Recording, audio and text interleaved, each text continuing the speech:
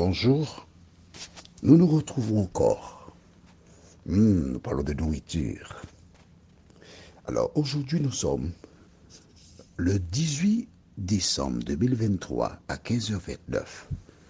Depuis ce matin, j'ai commencé à enregistrer les audios de 2024. Et pourquoi je t'en parle maintenant? Parce que ce matin, quand j'ai commencé le premier audio, je vais te donner, je remonte le temps, je pourrais te dire, aujourd'hui, ah bon, nous avons commencé à enregistrer ce matin. Ça m'a donné un petit falfret parce que quand tu remontes, ça va très vite. Oh là là, c'est monté très haut. Non. Bon, je voulais te donner l'heure à laquelle j'ai commencé d'enregistrer, mais quand je fais monter, ça va vite très haut et ça va aujourd'hui, hier, là. Bon, je vais te donner aujourd'hui. Non, je vais te dire, j'ai commencé par m'arrêter en chemin. C'est pour que tu saches comment les affaires de Dieu ne sont pas faites à la légère, mais c'est avec respect. Aujourd'hui, 15 avril. Donc, le premier audio que j'ai enregistré aujourd'hui le 18 décembre, c'est celui du 15 avril. Et là, aujourd'hui, là, à l'heure où je te parle, je suis arrivé au 8 mai. Donc, pratiquement, dans une journée, j'enregistre un mois d'édition spéciale. Pourquoi je te le dis? Parce que le temps ne m'appartient pas. Et parce que notre Dieu est un Dieu d'ordre. Tu te rappelles? On a lu hier qu'il a dit qu'on s'asseye sur l'herbe verte. Il y avait des groupes de 100 et des groupes de 50. Une organisation. Quand tu lis Genèse chapitre 1er, tu vois que Dieu est un Dieu d'ordre. Il fait les choses de manière chronologique. Toi aussi, quand il s'agit des affaires de Dieu, il faut le faire avec ordre et bienséance. Prions. Notre Seigneur et notre Dieu, nous avons vu hier dans les Écritures comment Jésus a récupéré les pains et le poisson, et les poissons. Il demanda aux disciples de participer en organisant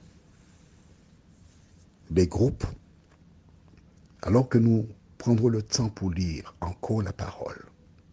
Merci de nous avoir rappelé à quoi servent les diacres.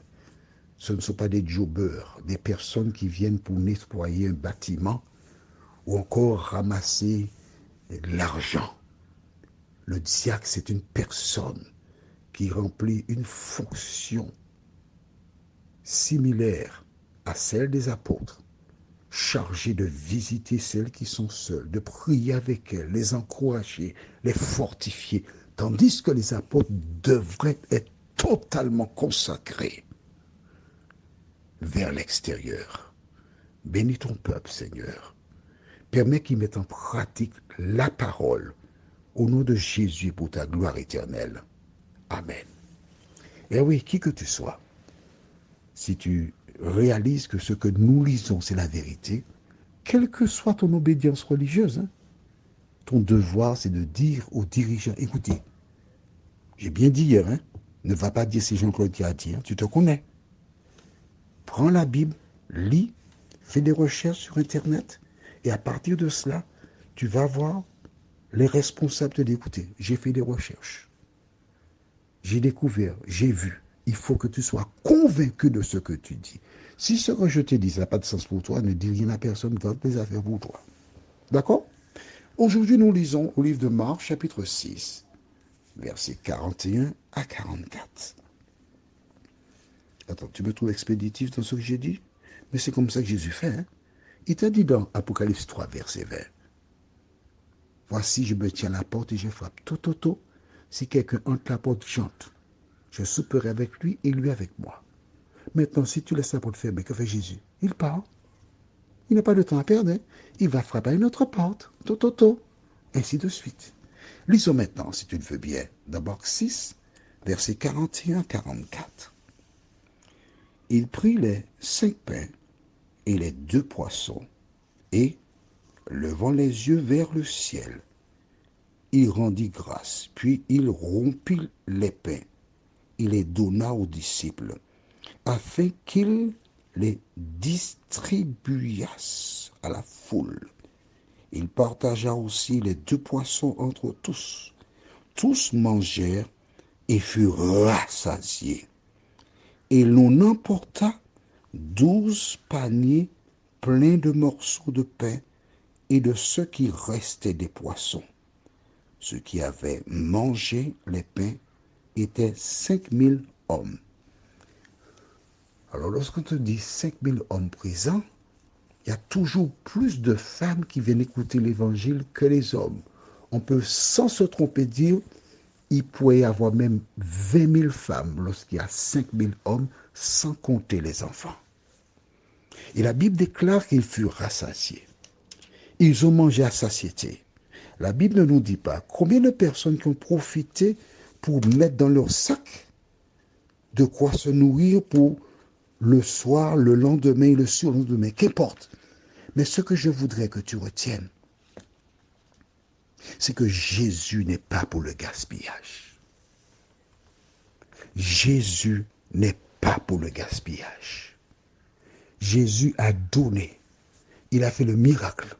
Mais regarde bien, il n'a pas donné pour juste compte. Jésus pourrait faire le miracle juste pour le groupe. Et que chaque personne ait juste une part. Mais il a fait plus. Selon toi, à quoi les 12 paniers ont-ils servi? Tu penses que c'était mettre au réfrigérateur? 12 paniers de nourriture? Pas du tout. Lorsqu'on a apporté les 12 paniers, je suis celui qui croit que ces paniers ont été apportés vers les personnes qui n'avaient rien à manger. Et beaucoup de personnes qui n'étaient pas sur place, les apôtres ou d'autres personnes ont apporté. Et je te raconte comment ça s'est passé. Alors écoute-moi bien pour copier, pour faire de même. Lorsque ces personnes sont arrivées, ils ont frappé à des portes. Toto, bonjour. Madame Telle, nous savons que tu es veuve, que tu es seule. Alors aujourd'hui, nous avions une rencontre avec Jésus. Nous avons passé la journée là-bas. Et nous avions faim. Il a demandé qui a apporté quelque chose à manger. Et l'on a apporté 5 pains et 3 poissons. Alors il a levé les yeux vers le ciel, il a prié, il a rendu grâce, il a cassé le pain et les poissons, et nous avons tous mangé. Mais Jésus, sachant que tu es seul, il a fait plus, et le surplus, nous avons été chargés de partager, d'emmener pour toi. Donc voilà pour ton repas, pour ce soir. Essaie d'imaginer le visage rayonnant de cette dame. Essaie d'imaginer le visage rayonnant de chaque enfant dans des foyers où on a porté à manger. Maintenant, cesse d'imaginer. Le temps est venu pour toi de faire de même. Ne me dis pas qu'il y a le service social. Ne me dis pas qu'il y a des communautés qui distribuent à leurs membres. Je te parle des personnes qui se trouvent dans ta rue, des voisins, des personnes qui ne mangent pas à leur faim et qui ont peur justement. Le moment n'est-il pas venu pour toi de revoir ta copie? Même si tu ne peux pas faire une étude de la Bible, mais si tu apportes un repas pour quelqu'un, et si tu dis à ces personnes, voilà,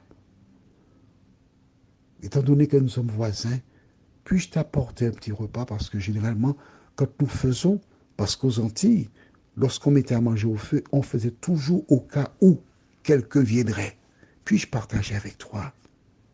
Tu n'as pas nommé le nom de Jésus, mais en offrant le repas à cette personne, tu as élevé Jésus, préparé son cœur à entendre plus de toi.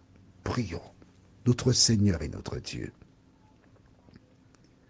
Quand nous entendons dans le monde qu'il y a des personnes qui ne mangent pas à leur faim, plusieurs personnes qui vivent dans les départements français ou en Europe pensent que cela ne concerne que une certaine catégorie de personnes qui vivent dans des lieux éloignés.